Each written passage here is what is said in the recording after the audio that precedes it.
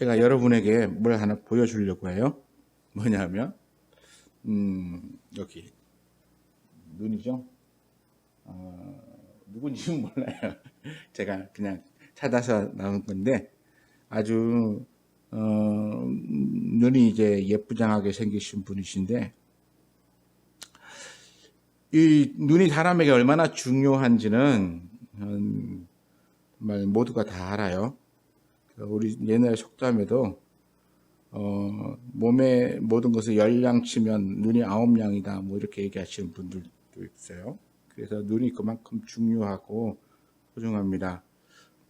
지난 주중에 우리 명거리 할아버지가 눈이 안 좋으셔가지고 성모병원에 가셨어요. 여기 강남에 있는 성모병원 안과에 가서 이제 검사를 받았는데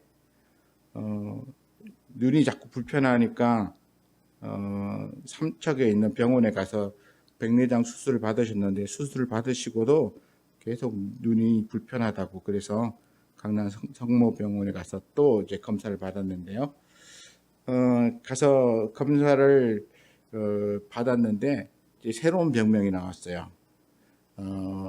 황반변병 뭐 이런 게 나왔는데, 제가 꼭 잠깐 보여주려고 이렇게. 이게 눈동자예요. 우리 사람의 눈동자. 저기 이렇게 앞쪽에 이렇게 돼 있는 게 이제 각막이거든요. 각막. 우리 눈의 앞에 있는 각막. 그리고 그 뒤에 파란색으로 되어 있는 이 타원형으로 되어 있는 게 수정체예요. 수정체이고, 그 다음에 가운데 이렇게 선처럼 쭉 되어 있는 쪽에 시신경이고요.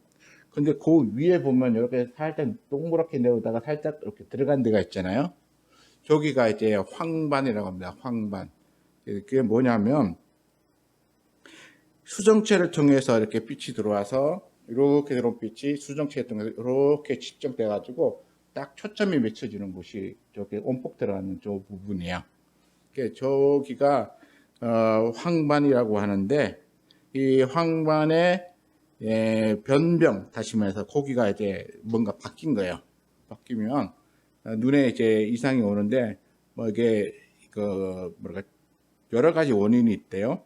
여러 가지 원인인데 질병으로 인해서도 올 수 있고, 또 다른 어떤 원인이 있고, 그 다음에 나이가 많으면 이제 그러니까 몸이 약해짐으로써 생기는 병이 있다는 것입니다.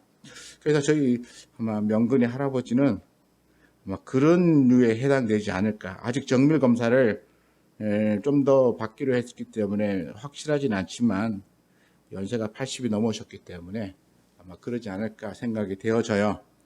그래서 자꾸 이제 걱정하시는데, 그래서 제가 다음 사진을 한번 보여줄게요. 이게 보이죠? 이게 뭔지 아세요? 그냥 이렇게 했는데, 맨 위에 이렇게 됐죠. 어떻게 보이세요? 그랬는데, 어떻게 보이십니까? 이 사각형 바둑판 무늬 같은 이 무늬가 삐뚤지 않게 정확하게 사각형으로 잘 보이는지, 아니면 선이 내려오다가 이렇게 삐뚤 이렇게, 아니면 일부분이 이렇게 삐뚤게 보이거나, 또 일부분이 좀 이렇게 색깔이 좀 뿌옇게 좀 검은틱틱하게 보인다거나, 아니면 어떤 한 부분이 완전히 까매져 가지고 선 자체가 보이지 않는다거나, 혹시 그런 부분 있나요? 이게 시력 검사하는 거예요. 그래서 시력 어떻게 보냐면, 제가 이거 다음 사진 보여드릴게요. 저기 A 부분, A가 이제 정상인 부분이에요. 정상. 그 B, C, D부터는 이제 황반 변성이라고 해가지고, 이제 아까 말했던 그 수정체 뒤에 이렇게 온폭 들어갔다 이렇게 나온 부분, 거기가 이상이 생겨서 이렇게 선이 이렇게 삐뚤어지기 시작해요. 오목하게 들어가기도 하고 볼록하게 나오기도 하고, 이렇게 하면서 저렇게 저 A 보면 이제 밝은데 B부터는 약간씩 이제 어두워지기 시작하죠. 그 D가 오면 이제 완전히 어두워져서 시력이 이제 부분적으로 잃어버리게 되거든요. 그래서 시력을 잃어버리게 되는데, 제가 이걸 왜 보여드리냐면 우리의 눈에 이상이 오고 질병에 걸리게 되면 우리가 올바른 것을 볼 수 없게 된다는 것을 성경이 우리에게도 얘기하고 있기 때문에 제가 성경 설명을 하는데 도움이 되게 하기 위해서 제가 이 그림을 보여드렸습니다. 우리 오늘 설교 제목이 하늘의 표적을 구하나 못 보는 사람들이라고 하는 제목이에요. 다시 말해서 이 보는 것과 관계된 것입니다. 그래서 보려고 했지만 그러나 정작 보지 못하는 사람들에 대한 이야기를 오늘 우리가 하려고 해요. 오늘 말씀을 보면 예수님께서 29절에 이렇게 말했습니다. 이 세대는 악한 세대라 표적을 구하되 이렇게 말하고 있어요. 다시 말해서 이 세대가 표적을 구하는 세대다라고 말하고 있습니다. 이 표적을 구한다는 게 뭔가요? 이거 다른 말로 말하면 이적 또는 기적 이런 것들, 신기한 능력 이런 것들을 찾는다는 거예요. 그래서 예수님이 하나님으로부터 왔는가라고 하는 것에 대하여서도 사람들이 이 표적을 구하려고 해요. 그래서 보면 누가복음의 11장 16절에 보면 사람들이 이렇게 말해요. 또 더러는 예수를 시험하여 하늘로부터 오는 표적을 구하니, 이렇게 표적 구한다는 것이죠. 오늘 본문하고 같은 본문이 마태복음 12장에도 있는데요. 마태복음 12장에 보면 38절에 그때 서기관과 바리새인 중 몇 사람이 말하되 선생님이여 우리에게 표적 보여주시기를 원하나이다 이렇게 말하면서 표적을 원해요.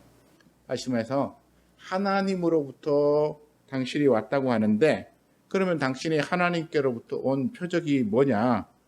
당신이 가지고 있는 신비한 능력 또는 기적 어떤 특별한 것을 우리에게 보여달라라고 그렇게 요구합니다.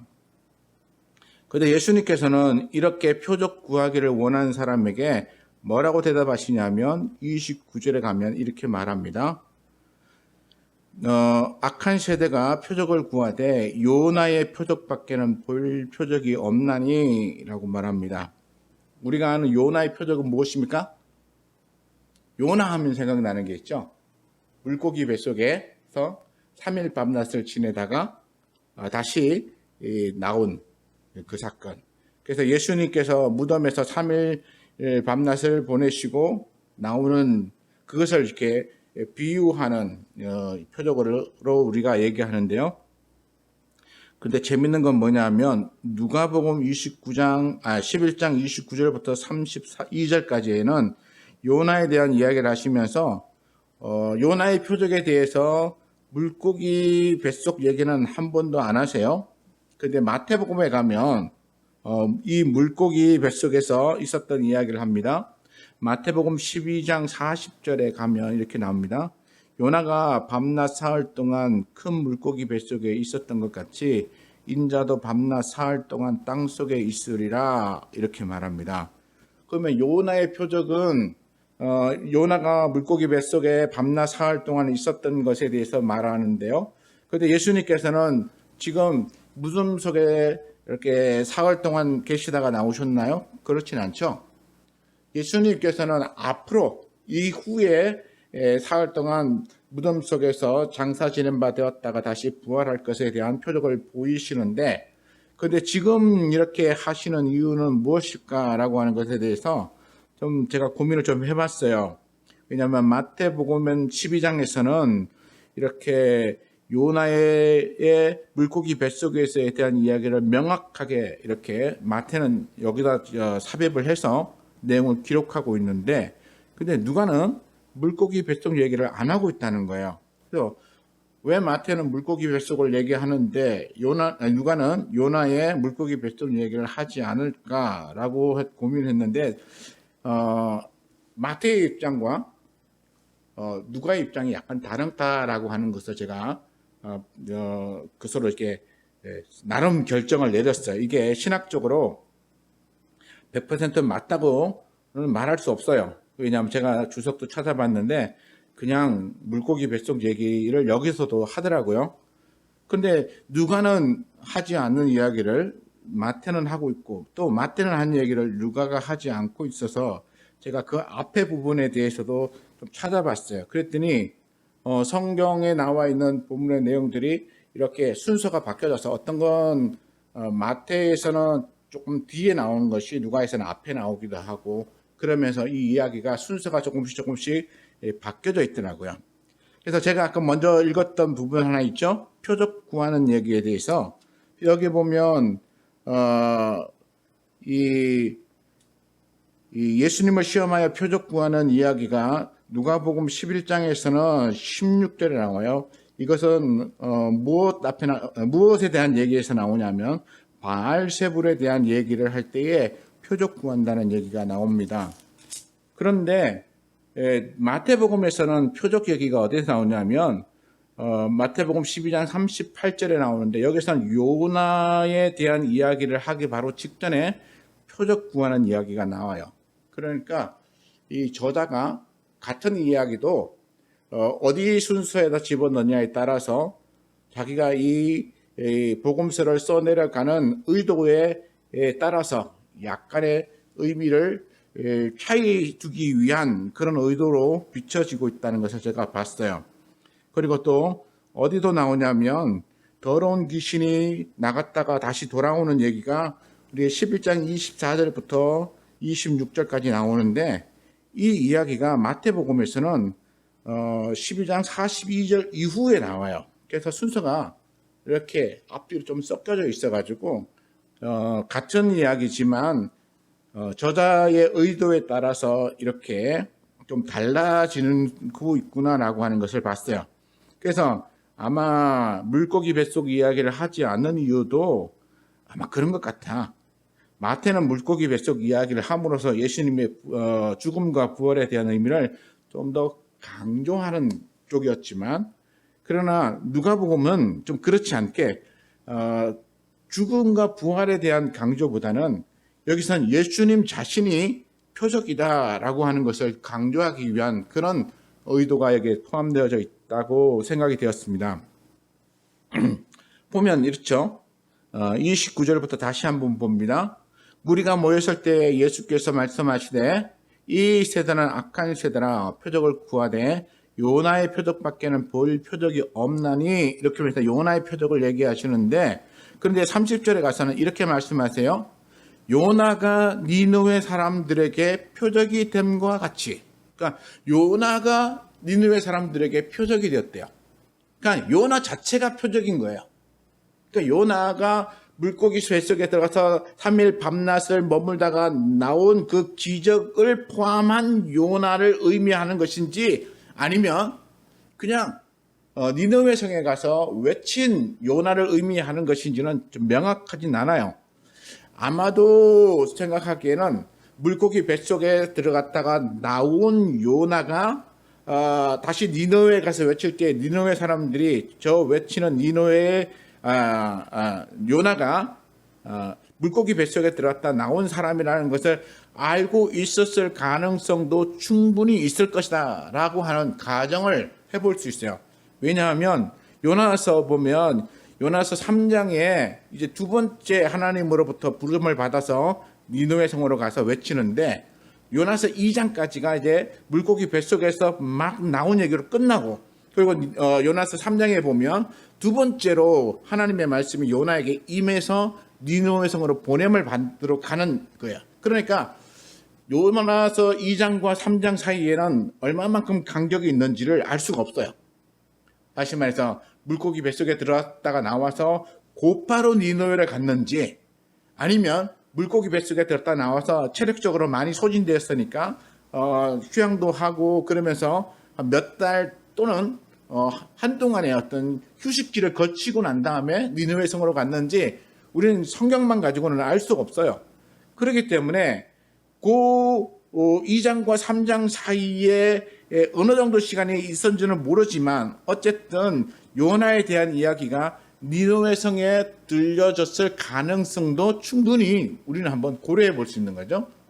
그러니까 이렇게 니느웨에서 요나라고 하는 사람이 이 물고기 뱃속에서 다 죽은 줄 알았는데 3일 만에 살아났는 놀라운 기적을 경험한 사람이다라고 하는 것을 들었다면 그 사람이 와서 외칠 때에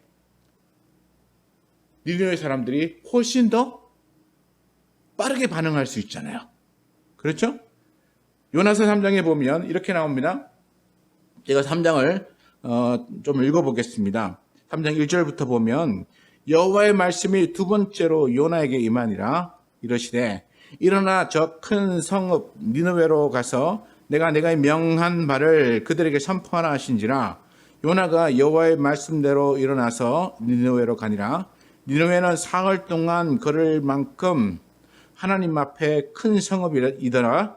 요나가 그 성읍에 들어가서 하루 동안 다니며 외쳐 이르되 40일이 지나면 니느웨가 무너지리라 하였더니 니느웨 사람들이 하나님을 믿고 금식을 선포하고 높고 낮은 자를 막론하고 굵은 배 옷을 입은지라. 이 일이 니느웨 왕에게 들림에 왕이 보좌에서 일어나 왕복을 벗고 굵은 배 옷을 입고 제2위에 앉으니라. 왕과 그의 대신들이 조서를 내려 니느웨에 선포하여 이르되 사람이나 짐승이나 소떼나 양떼나 아무것도 입에 대지 말지니 곧 먹지도 말 것이요 물도 마시지 말 것이며 사람이든지 짐승이든지 다 굵은 배의 옷을 입을 것이요 힘써 하나님께 부르짖을 것이며 각기 악한 길과 손으로 행한 강포에서 떠날 것이라. 하나님이 뜻을 도죽이시고 그 진노를 그치사 우리가 멸망하지 않게 하시리라. 그렇지 않을 줄을 누가 알겠느냐 한지라. 하나님이 그들이 행한 것 곧 그 악한 길에서 돌이켜 떠난 것을 보시고 하나님이 뜻을 돌이키사 그들에게 내리라고 말씀하신 재앙을 내리지 아니하시니라. 이게 3장 내용이야. 그러니까 요나가 하나님께서 다시 가라라고 했더니 니느웨로 가서 이게 돌아다니면 이게 3일 동안 돌아다닐 수 있는 글인데 그저 하루만 다녔어요. 하루만 다니면서 40일이 지나면 이 성이 무너질 것이다 라고 했었더니 사람들이 그 말을 듣고 다 회개하기 시작해. 금식을 선포하고 그리고 굵은 배옷 입고 그랬더니 이 소문이 왕에게 들려서 왕도 갑자기 회개를 하고 그리고 온 백성에게 조서를 내려서 다 회개하도록 그렇게 선포합니다. 참 놀라운 일이죠. 신기한 일이죠. 왜냐하면 이 요나가 니느웨 사람도 아니에요. 니느웨에서 알려진 유명한 선지자도 아니에요. 요나는 이스라엘 사람이에요. 그 니느웨는 아수르 수도예요. 그러니까 아수르와 이스라엘은 이 전쟁으로 인해서 늘 언제나 아수르가 이스라엘을 괴롭혔거든요. 그러니까 요나 입장에서는 이 아수르의 수도인 니느웨가 무너지기를 기대하는 사람이었어요. 왜냐하면 아수르의 수도가 무너져야 어떻게 됩니까? 더 이상 이 아수르가 이스라엘을 괴롭히지 않을 거거든요. 그러니까 무너져라. 그러니까 하나님께서 니느웨 가서 회개를 선포해라 라고 외쳤더니 요나가 어떻게 했습니까? 니느웨로 안 가고 니느웨는 이제 육지로 걸어서 이렇게 가야 되는데 니느웨로 안 가고 어디로 갑니까? 다시스로 가서 배를 타고 가요. 요바를 가서 다시스로 가는 배를 타요. 다시스는 배를 타고 가야 되는 이 섬이에요. 그러니까 다시스로 가는 배를 타고 반대 방향으로 간 거예요. 요나의 생각은 무슨 생각입니까? 그래, 이참에 니느웨가 멸망해서 아수르가 멸망하면 좋겠다. 이 생각이에요. 어떻게든 요나는 북쪽 이스라엘의 선지자로서 자신은 최선의 선택을 했다고 한 거예요. 왜냐하면 니느웨 아수르의 수도인 니느웨가 무너지면 북쪽 이스라엘 사람으로서는 너무나 박수치며 좋아할 일이잖아요. 그러니까 욥바에 가서 배를 타고 도망간 거예요. 그랬더니 하나님께서 어떻게 하셨습니까? 폭풍을 일으켜서 배를 흔드시고 그리고는 요나를 바닷속에 던지신 이후에 물고기 뱃속에 3일 동안 머물게 한 다음에 다시 뱉어내신 거죠. 그리고는 니느웨로 두 번째로 보냈어요. 근데 두 번째로 보냈는데 이 요나가 각성을 하고 하나님의 말씀 안 들으면 큰일 나겠구나 알고 그리고는 열심히 전했느냐? 안 그렇죠. 오늘 말씀에도 보면 어떠냐면 그냥 사흘 동안 다녀야 될 길을 하루만 다녔어요. 그리고는 니느웨가 40일이 지나면 무너지리라 라고 건성건성 외치며 다녔어요. 그런데 일어난 일이 뭡니까? 니느웨 사람들이 갑자기 막 회개하는 거야. 확 변하는 거야. 놀라운 일이 일어나는 거야. 우리가 엘리야처럼 막 이렇게 바알 선지자, 아수르 선지자 막 850명하고 누구 신이 대단한 신인가, 진짜냐 참이냐 이렇게 대결하지도 않았어요. 그냥 다니면서 건성건성 40일이 지나면 니느웨가 무너질 것이다. 이렇게 외쳤는데 그 얘기를 듣고 온 백성이 다 회개하고, 그래서 하나님께서 그들이 악한 길에서 떠났다는 사실을 알고 그리고는 재앙을 내리기를 마쳤어요. 그리고는 4장에 가면 더 재미있는 얘기 있죠.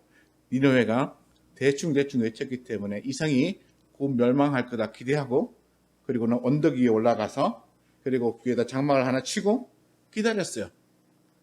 근데 성이 무너졌습니까? 무너졌죠. 그리고는 하나님을 향해서 화를 냅니다. 내가 이럴 줄 알아서 그래서 내가 다시스로 도망간 거 아닙니까? 그런데 하나님이 왜 니느웨를 멸망 안 시키십니까? 이거 하나님한테 불평하죠. 그랬더니 하나님이, 야, 너는 그렇게 생각하냐?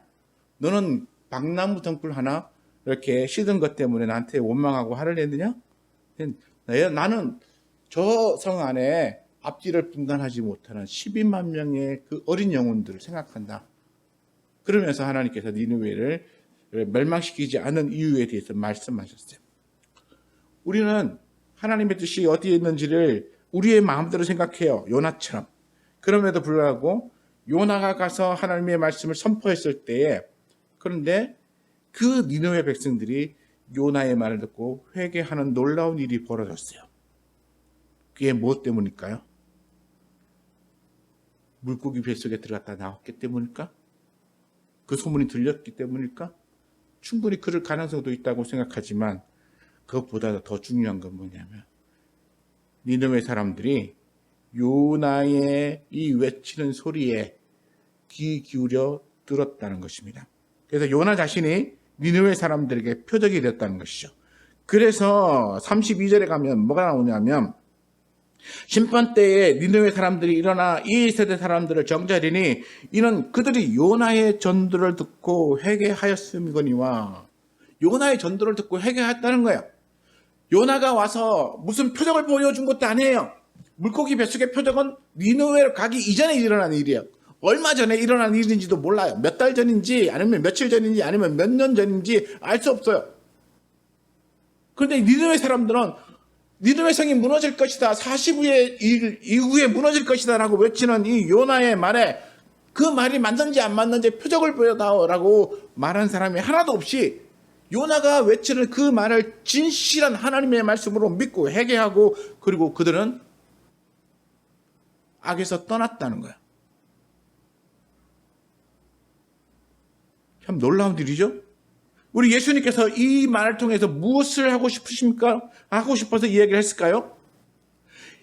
우리 예수님께서 하고 싶은 이야기는 29절에 나와 있어요. 이 세대는 악한 세대라 표적을 구하되.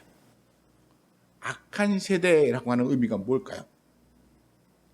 악한 세대, 나쁘다 이렇게 얘기할 수 있죠. 그래서 제가 이 악한 세대라는 표현을 어디서 제가 봤냐면, 성경에 보면 몇 절이죠? 34절에 가면 이 얘기가 나와요. 어두움에 가는 얘기가 나와요. 34절에 가면 내 몸도 어두우리라 라고 하는 얘기가 나오고, 그리고 35절에 가도 어둡지 아니한가 라고 하는 얘기가 나오고, 그리고는 이 어두움에 대한 얘기가 36절에 또 나와요. 이 악하다라고 하는 의미가 나쁘다라고 하는 의미도 나오고, 34절에도 나오죠. 나쁘다라고 하는 의미도 나오는데 이 나쁘다라고 하는 것이 어둡다라고 하는 의미와 연결되어져 있다는 거야. 다시 말해서 이 세대 사람들은 나쁘다, 그 마음의 심성이 나쁘다. 그런데 뭐가 나쁘냐면 그 영혼이 어두워져서 빛을, 진리를 볼 수 있는 그 눈이 어두워져 있기 때문에 그래서 악하다는 거야. 바른 걸 볼 줄 아느냐? 볼 수 없느냐? 그래서 제가 아까 눈을 보여준 이유가 뭐냐면 바로 눈이 우리로 하여금 무언가를 보게 만들죠. 그리고 또 아까 그 황만이라고 말했던 여기 이렇게 해서 온폭 들어갔던 그 부분이 이게 변성이 오면 이렇게 형상이 맺혀지지 않아요. 다시 말해서 빛이 이렇게 눈동자를 통해서 들어와도 뒤에서 형상이 맺혀지지 않기 때문에 아무것도 볼 수가 없는 거예요. 사람들이 멀쩡히 뭔가를 보고 있는 것 같지만 그걸 제대로 볼 수 없는 것은 결국 볼 수 있는 눈이 문제가 생겼다는 것이죠. 그래서 여기에 보면 33절부터 36절까지 눈에 대한 이야기를 우리 예수님께서 이렇게 말씀하세요. 등불과 눈을 비유하는데 등불을 켜는 이유는 뭐냐 하면 들어가는 사람으로 하여금 그 빛을 보게 하려 합니다 라고 말하고 있어요. 그 누구든지 등불을 켜서 두는 이유는 그 방에 들어가는 사람 또는 그 굴에 들어가는 사람이 그 빛을 보고 그 방이 얼마나 이렇게 잘 보이는지 모든 것을 잘 볼 수 있도록 하기 위해서 빛을 준다는 것이죠. 그런데 이 등불을 켜서 속에 또는 말 아래 두지 않는다는 의미는 뭐냐면 빛을 가린다는 것이에요. 다시 말해서 촛불을 하나 켰는데 촛불은 이라고 하는 것은 움푹 파여져 있는 이런 약간의 작은 굴 같은 것이죠. 그 안에다가 이렇게 넣어버리면 빛이 거의 새어나오지 않기 때문에 나머지 공간들은 빛이 비치지 않죠. 또 말이라고 하는 것은 우리는 한 대, 두 대 할 때는 대지만 그러나 이 대를 8대를 넣으면 한 말이 되죠. 이 한 말, 그래서 이 큰 것을 이제 촛불을 켜고 그 위에다 탁 덮어두는 것을 의미합니다. 그러면 뭐가 됩니까? 빛이 가려지는 거야. 빛이 가려짐으로써 빛이 그 방을 비추지 못하도록 이렇게 막아버리는 거예요. 그래서 사람이 등불을 켜서 놓는 이유는 그 방에 들어가는 사람으로 하여금 그 빛을 보게 하기 위함인데 그렇게 보게 하려는 의도로 켜놓은 그 등불을 속에다 넣어버리거나 아니면 말로 덮어버린다면 어떻게 그 방을 비출 수 있겠느냐라고 하는 것이죠. 결국에는 뭡니까? 빛이 없어서 그 방을 볼 수 없어서 사람이 그 안에 아무것도 보지 못할 뿐만 아니라 그 활동하지도 못하게 되는 그런 상황이 되는 거야. 그런데 이러한 등불에 대한 비유를 34절에 가서 이렇게 말합니다. 내 몸의 등불은 눈이라. 다시 말해서 빛이 비치는 빛처럼 우리의 눈이 모든 것을 밝게 볼 수 있다는 것이죠. 그리고 여기 나오는 눈은 우리의 육신의 눈을 의미할 뿐만 아니라 영적인 눈을 의미해요. 다시 말해서 우리의 육신의 눈이 이렇게 물체를 밝게 보면서 내 주변의 모든 것을 밝게 보고 그래서 내가 모든 것을 알 수 있는 것처럼 그래서 내 몸의 등불은 눈이기 때문에 눈이 성하면 다시 말해서 온전하면 그러면 온몸이 밝을 것이요 라고 표현하고 있습니다. 그러나 만일 눈이 나쁘면 아까 말한 것처럼 여기 나오죠. 이 눈이 이렇게 해서 나빠지면 그럼 우리는 사물을 온전히 볼 수 없다는 거예요. 그래서 눈이 나쁘면 온몸이 어두워진 그래서 완전히 어두워지면 저렇게 얼굴이 제대로 보이지 않는 그리고 저게 더 심각해지면 완전히 실명하게 되는데요. 그러면 정말 아무것도 볼 수 없게 되는 것입니다. 그래서 우리의 눈이 나쁘면 그래서 아무것도 볼 수 없게 되면 그러면 우리는 완전히 어둠 속에 있는 그런 존재가 된다는 것을 말해요. 이 어둠 속에 있다는 것이 무엇입니까? 35절에 보니까 그러므로 내 속에 있는 빛이 어둡지 아니한가 보라 이렇게 얘기했어요. 이 어둡다는 것은 뭡니까? 우리 눈이 무엇을 봤을 때 밝을까요? 우리가 무엇을 봤을 때 우리를 온전케 만들까요? 우리를 온전케 만드는 것은 바로 하나님의 말씀이죠. 그리고 하나님의 진리입니다. 진리를 우리 눈으로 보고 그리고 우리의 눈이 그것을 제대로 인식할 수 있을 때 우리의 몸이 밝아지는 거예요. 그래서 성경에 보면 제가 주석에 이렇게 적혀 있는 걸 가지고 왔어요. 속에 있는 빛에 관해서 하나님의 계시를 감지하는 내적 빛, 곧 양심을 의미한다고 말해요.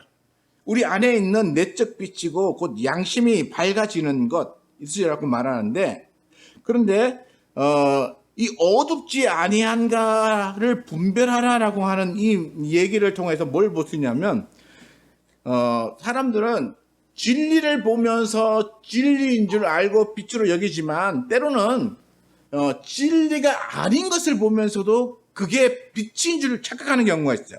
그래서 주석에 보니까 이렇게 나왔어요. 청중들이 스스로 빛이라고 여기는 것을 각각 가리킨다고 보는 견해가 있다. 이에 비추어 볼 때 우리 믿는 성도들은 하나님께로부터 받은 선한 양심과 하나님께 대한 경건한 신앙이 무디어지지 않도록 경성해야 할 것이다. 이렇게. 그러니까 우리의 그 하나님으로부터 받은 이 경건한 신앙이 무디어질 수 있다는 거예요. 그리고 무디어지면, 다시 말해서 눈이 망가지면 이렇게 정상적으로 보이는 게 아니라 정상적이지 않게 보일 수 있게 된다는 거죠. 왜 예수님께서 이 말을 이 29절과 32절 다음에다 넣어놨는가? 아니면 누가가 왜 여기다 넣어놨는가? 제가 생각해 봤는데, 왜 이 말이 여기 들어왔냐면 바로 그 앞에 있는 것을 설명하기 위한 누가의 의도가 담겨져 있다는 거예요. 다시 말해서 우리의 눈은 하나님의 진리를 보게 되는 그런 등불과 같은 것인데, 이 눈을 가지고 무엇을 어떻게 보고 받아들일 것인가라고 하는 것에 대하여 우리가 결정해야 하는 거죠. 그리고 그것이 온전한가 온전하지 않은가를 우리는 항상 검토해야 돼요. 보면 35절을 보면, 그러므로 내 속에 있는 빛이 어둡지 아니한가 보라. 다시 말해서 점검해 보라는 거야. 내가 안에 있는 빛이 이게 진리의 빛인가? 아니면 내가 그냥 스스로 그게 빛이라고 여겨지는 뭔가 다른 것을 내가 의지하고 있는 것인가? 항상 자기 안에 있는 것을 점검해 봐야 된다는 것이죠. 왜 예수님께서 이 말씀하셨냐면, 지금 29절부터 32절까지 말하는 이 사람들, 여기 보면 누가복음에는 이 사람들이 누구라고 나와 있지 않지만, 마태복음엔 누구라고 나와 있냐면, 마태복음 12장 38절에 보면 그때의 서기관과 바리새인 중 몇 사람 이렇게 나와 있어요. 그러니까 서기관과 바리새인이라고 하는 사람들이 예수님께 와가지고 표적을 보여달라라고 구하고 있는 것이죠. 서기관 누굽니까? 바리새인들은 또 어떤 사람들입니까? 이 사람들은 다 성경을 알고 있는 사람들이에요. 하나님을 알고 있고 하나님을 잘 섬기는 그 온전한 신앙인이라고 그 당시에 존경을 받던 사람들이었어요. 바리새인들 얼마나 많은 사람들에게 존경받았나요? 우리는 성경을 통해서 바리새인 이러면 위선자 이렇게 여기지만, 그러나 그 당시에는 굉장히 존경받던 사람이에요. 서기관, 제사장과 함께 하나님의 말씀을 다루고 가르치는 사람이었어요. 얼마나 거룩한 사람인가요? 근데 이러한 사람들이 예수님께 와서 표적을 구하고 있어요. 근데 성경을 모르는 사람이 아니란 것이죠. 하나님에 대하여 들어보지 않은 사람이 아니란 것이죠. 하나님에 대하여 알고 가르치고 심지어 많은 사람들을 깨우치는 그런 역할을 했던 사람이었음에도 불구하고, 그런데 이 사람들이 예수님에게 표적을 보여달라. 당신이 정말 그리스도냐? 당신이 정말 하나님의 아들이냐? 그러면 우리에게 표적을 보여달라. 그러면서 표적을 요구하고 있다는 거야. 근데 예수님은 뭐라고 말합니까? 나는 요나의 표적밖에 볼 게 없다. 그러면서 요나가 니느웨 사람에게 표적됨과 같이 인자도 이 세대에 그러하니라. 너희가 나를 보지 않냐? 니느웨 사람이 요나를 보고 요나가 하는 말을 듣고 회개한 것처럼 내가 너희에게 와서 하나님 나라 말을 전하고 너희에게 내가 하는 모든 행동을 보여주었는데 너희는 니느웨 사람보다 못하다. 왜냐하면 니느웨 사람은 요나가 하는 말을 그냥 듣고 그걸 믿고 회개했는데, 너는 내가 보여주고 들려주고 모든 걸 다 했음에도 불구하고 여전히 믿지 않고 하늘로부터 오는 또 다른 뭔가 표적을 보여달라고 요구하는 것 보니까 너희는 악하다. 그래서 예수님께서 이 세대는 악한 세대라고 표현하고 있는 거예요. 우리가 뭔가 자꾸 예수님을 보여달라고, 예수님에게 무슨 신기한 걸 보여달라고, 하나님께로부터 온 표적을 보여달라고, 그러면서 예수님을 눈앞에 놓고도 보지 못하는 어리석음을 갖고 있다는 거예요.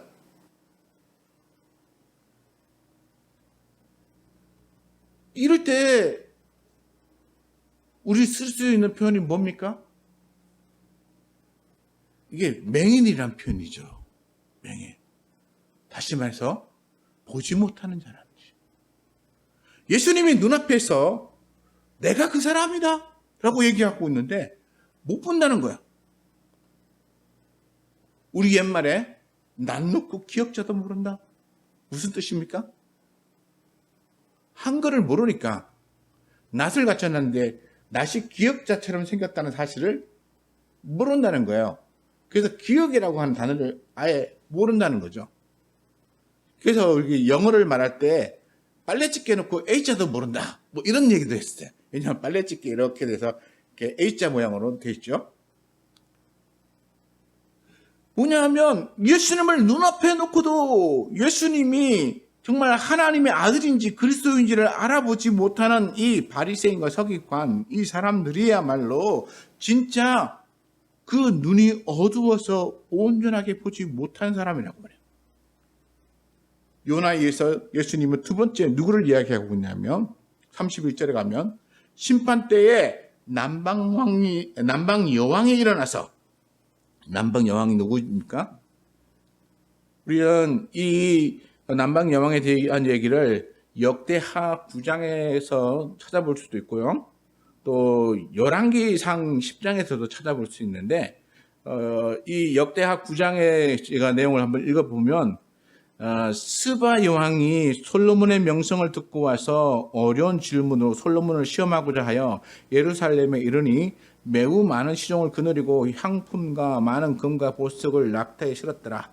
그가 솔로몬에게 나와 자기 마음에 있는 것을 다 말하며 솔로몬이 그가 묻는 말에 다 대답하였으니 솔로몬이 몰라서 대답하지 못한 것이 없었더라. 스바 여왕이 솔로몬의 지혜와 그가 건축한 궁과 그의 상의 음식들과 그의 신하들의 좌석과 그의 신하들이 도열한 것과 그들의 공복과 술 관원들과 그들의 공복과 여호와의 전에 올라가는 층계를 보고 정신이 황홀하여 왕께 말하되 내가 내 나라에서 당신의 행위와 당신의 지혜에 대하여 들은 소문이 진실하도다. 내가 그 말들을 믿지 아니하였더니 이제 와서 본즉 당신의 지혜가 크다 한 말이 그 절반도 못 되니 당신은 내가 들은 소문보다 더하도다. 이렇게 말해요. 다시 말해서 이 스바 여왕이 남방 여왕인데요. 이 남방 여왕이 솔로몬의 지혜에 대해서 들었어요. 그래서 정말로 솔로몬이 그렇게 지혜로운 왕이야? 그럼 내가 가서 어려운 질문들을 몇 가지 해서 그가 진짜 지혜로운지 아닌지를 내가 알아보리라. 이러고는 각종 보문을 짜들고 찾아왔어요. 그리고 와서 어려운 질문들을 하죠. 그랬더니 솔로몬이 그 질문들에 대해서 하나도 막힘없이 다 대답했어요. 그리고 솔로몬이 행한 모든 일들을 봤어요. 그리고 난 다음에 이 스바 여왕이 뭐라고 말했습니까? 내 나라에서 당신의 행위와 당신에 대한 지혜에 대해서 내가 소문을 들었는데 그때는 내가 믿지 못했다. 근데 이제 와서 당신을 보고 당신이 하는 말을 들어보니까 정말로 당신의 지혜가 얼마나 대단한지 내가 소문으로 들었던 것이 그 절반도 안 된다. 그러니까 내가 소문으로 들었던 것보다 훨씬 당신이 더 지혜롭고 훌륭한 왕이다 라고 인정했다는 거예요. 이 말은 무슨 뜻일까요? 왜 이 말을 여기다 넣었을까요? 왜 남방 여왕이 일어나서 솔로몬의 지혜로운 말을 들으고 왔던 이 얘기를 여기다가 넣어놨을까요? 솔로몬이 어떤 사람인지에 대해 듣고 믿지는 못했지만 와서 봤어요. 솔로몬이 행한 것을 봤어요. 솔로몬이 대답하는 얘기를 다 들었어요. 그래서 모든 것을 다 보고 확인했더니 솔로몬이 얼마나 대단한 왕인가가 이 스바 여왕에게 확인이 되었던 거야. 자, 우리가 그러면 지금까지 예수님께서 3년의 공생애를 사시면서 예수님이 보여줬던 여러 가지 표적과 하나님 나라에 대한 말씀과 이런 것들을 우리가 쭉 한번 돌이켜 보자고요. 예수님께서 3년 동안 보여줬던 그 많은 일들을 사람들이 조금이라도 들었다면 예수님이 어떤 분인지를 생각했을 거예요. 그렇죠? 그럼 찾아와서 정말 그러한가라고 자기 눈으로 확인하고 싶었을 거예요. 그래서 여기 있는 서기관과 바리새인과 또 다른 사람들처럼 와서 찾아와서 예수님을 앞에 모시고 예수님이 하시는 말씀과 예수님이 병자를 치유하고 귀신 쫓아내는 이 이적을 보여주는 것을 아마 눈으로 봤을 거예요. 그렇다면 이들이 한 가지 놓친 게 뭐냐면 이들이 그 모든 걸 보고 스바와 여왕처럼 내가 소문으로 듣던 것이 참으로 진실하다라고 인정하는 데까지 갔느냐? 이 서기관과 바리새인들이 정말로 예수님에게 표적을 보여달라고 요구하면서 예수님이 그동안 보여줬던 모든 표적과 지금 눈앞에서 행하는 이 표적과 또 말씀에 대해서 들으면서 정말로 당신은 하나님의 아들이다라고 하는 그런 것을 스스로 깨달았느냐? 이걸 못 깨달았다는 거예요. 스바 여왕은 그걸 깨달았는데 그리고 그걸 인정했는데 여기 나오는 서기관과 바리새인은 이렇게 표적을 구하며 질문하면서 예수님이 보여주고 들려주는 이 모든 것을 듣고도 깨닫지 못했다는 거예요. 이 스바 여왕과 여기 나오는 서기관과 바리새인의 차이는 뭔가요? 스바 여왕은 솔로몬 왕을 보고 깨달았지만 이 서기관과 바리새인은 예수님을 보고도 예수님을 인정하지 않았어요. 스바 여왕은 진리를 볼 줄 알았다는 거죠. 참된 것을. 그리고 자기의 소문 들은 것들 눈으로 확인하며 인정할 줄 아는 선한 어떤 마음과 생각을 가지고 있었어요. 그런데 여기 서기관과 바리새인은 참된 진리를 보고도 진리를 인정하지 못했어요. 그들이 가지고 있는 생각에 뭔가 큰 문제가 있기 때문이죠. 아까 제가 보여준 것처럼 이렇게 눈에 문제가 생기니까 사물이 이렇게 삐뚤게 보이는 거예요. 명확하게 보이지 않는 거예요. 이 서기관과 바리새인이 하나님에 대해서 성령에 대해서 미리 알고 있었음에도 불구하고 그들은 이렇게 성경과 하나님의 뜻을 바라보는 눈이 잘못되어져 있었기 때문에 이렇게 삐뚤어진 것을 진리라고 생각하고 있었던 거예요. 그래서 예수님께서 35절에 그러므로 내 속에 있는 빛이 어둡지 아니한가 보라. 어둡지 아니한가? 내 혹시나 네가 알고 있는 그게 잘못되어진 것이 아닌가? 아니면 신앙적인 것이 약해져서 그 진리를 바라볼 줄 아는 참된 눈을 가지고 있지 못한 그런 것이 아닌가? 혹시나 병들어 있는 건 아닌가? 스스로 한번 점검해 보라는 것이죠. 그래서 내가 스스로 점검해 봤을 때 내 온몸이 밝아 조금도 어두운 데가 없으면 등불이 너를 비추어. 여기 우리 전등 많잖아요. 이 전등이 여기를 비춰가지고 우리가 환하게 비춘 것처럼 내 속에 있는 그 진리가 나를 온전하게 밝게 할 것이다. 다시 말해서 온전한 신앙의 삶을 사는 믿음의 사람으로 나를 이끌어 갈 것이다 라고 말하는 거예요. 그렇지 못한 사람들, 서기관과 바리새인 표적을 구하지만 그러나 눈으로 보고도 믿지 않으니까. 그러니까 예수님께서 뭐라고 말씀하셨습니까? 심판 때 31절에 남방 여왕이 일어나 이 세대 사람들을 정죄할 것이다. 이 정죄는 뭡니까? 이 스바 여왕이 예수님 당시에 서기관과 바리새인들이 믿지 않는 것을 보고 나는 솔로몬의 그 소문을 듣고 찾아가서 솔로몬을 만나서 얘기하고 봤더니 솔로몬이 그 소문대로 진짜인 것을 믿었다. 그런데 이 악한 세대의 서기관과 바리새인과 제사장들은 참 하나님을 보고도 믿지 못한 악한 죄를 저질렀다라고 그렇게 정죄한다는 거예요. 그리고 32절에 보면 심판 때 니느웨 사람들이 일어나 이 세대 사람들을 정죄하리니 라고 하는 이 사람들은 요나가 와서 복음을 전도할 때에 요나의 전도를 듣고 회개했어요.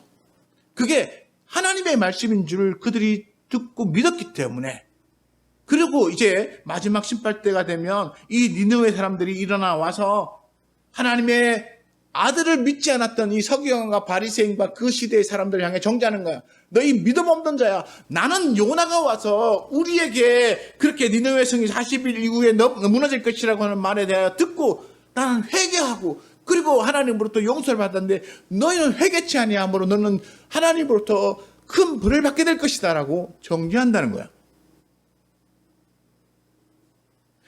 이게 지금 예수님께서 이 세대, 다시 말해서 예수님 당시의 세대를 향해서 말하고 있는 그 심판에 대한 얘기고, 그리고 그들이 그 말을 믿지 아니함으로써 그들이 어둠 가운데 있다라고 하는 것을 보여주고자 예수님께서 그 뒤에 등불과 눈 이야기를 하고 계신다는 거예요. 오늘날 우리 세대는 어떻습니까? 과연 예수님의 시대의 서기관과 바리새인들처럼 이런 세대하고 우리가 그때보다 내가 더 낫다라고 말할 수 있나요? 우리도 여러 가지 표적 구하죠. 뭔가 신기한 걸 원해요. 제가 참 저도 한때 신앙이 연약할 때라 그러나 이게 덜 성숙했을 때는 방언, 표적 구하고 막 신유 이런 거 보고 막 이런 거 하면 되게 신기하고 놀라워가지고 막 그런 걸 찾고, 저도 환상도 이렇게 보고 막 그랬었는데 그런 것이 되게 놀랍고 신기했는데 아무것도 아니에요. 성경은 그게 우리를 구원한다고 말하지 않아요. 그런 것들이 우리 신앙에 도움이 될 수는 있어요. 나로 하여금 하나님께로 나가는데 신앙에 도움이 될 수 있어요. 그러나 더 중요한 건 뭐냐면 하나님의 말씀을 보고 듣고 그걸 믿고 순종하는 거예요. 제가 늘 성경을 보면서 설교하지만 그러나 늘 성경 속에 나와 있는 말은 딱 한 가지예요. 하나님의 말씀을 듣고 그리고 그걸 믿고 순종하라는 거예요. 이 두꺼운 성경을 기록했는데 이 두꺼운 성경을 기록한 이유가 뭐냐면 하나님을 믿고 순종하면 구원받는다는 거, 그거 얘기하고자 하신 거예요. 다윗 시대, 솔로몬 시대, 그 다음에 모세 시대, 예수님 시대, 모든 얘기가 다 그래요. 근데 우리는 보면서 다윗에게 하나님이 어떻게 다윗을 도왔는지, 모세에게는 하나님이 어떻게 도왔는지, 또 엘리야에게 나타났던 하나님의 이적은 우리도 그런 이적 경험해봤으면 이러면서 자꾸 본질이 아닌 이상한 것에 우리의 마음이 뺏기는 거야. 그리고 예수님은 늘 하시는 말씀이 뭐냐면 하나님의 말씀을 듣고 순종하는 자, 행하며 가르치는 자, 그런 사람이 하나님 나라에서 큰 자라고 말이야. 이것처럼 그냥 표적을 구하면서도 표적이 눈앞에 있으면서도 보지 못하는 그런 사람들의 어리석음이 아니라 그런 거 구하지 말고 그냥 니느웨 사람들이 요나의 말에 듣고 순종해서 회개했던 것처럼, 또 혹시나 그게 궁금하면 이 남방 여왕, 이 스바시 여왕처럼 찾아와가지고 만나보고 경험하고 그리고 그것을 깨닫든가, 이런 것 통해서 우리 하나님을 아는 본질로 가라는 거야. 자꾸 의심만 하고 자꾸 뭔가 표적만 구하고 그리고 자꾸 새로운 신기한 것만 찾으려고 하는 그런 게 아니에요. 그래서 우리나라가 한때 세계 최대 최고 이런 거 한때 유행했는데 그런 건 다 우리 하나님이 원하시는 게 아니라는 걸 제가 말씀드렸어요. 우리 예수님이 원하시는 건 뭡니까? 낮아지는 자리, 겸손한 자리, 섬기는 자리. 그리고 우리에게 뭐라고 말씀하셨냐면 무익한 종이나 고백한 자가 되라. 내가 이 일도 하고 저 일도 하고 저 일도 했는데 주인에게 칭찬받겠느냐? 그게 아니고 결국 그 종이 하는 말은 뭐냐고요? 그냥 무익한 종이 자기 할 바를 다 하였나이다 라고 하는 말을 하라는 거예요. 우리 신앙인들이 그거예요. 하나님 앞에 내가 하나님을 믿는 믿음의 고백을 하며 하나님의 말씀에 내가 성실하게 순종하며 믿음을 지켰을 뿐입니다. 내가 하나님을 위해서 내가 이것도 하고 저것도 하고 이런 행사도 하고 이런 행사도 하고 내가 이 땅에서 얼마나 놀라운 일을 했는지라고 말하는 게 아니라 하나님 그저 주님이 내게 허락하신 것 내가 믿음으로 순종하며 그것을 할 수 있었던 것에 대해서 감사합니다.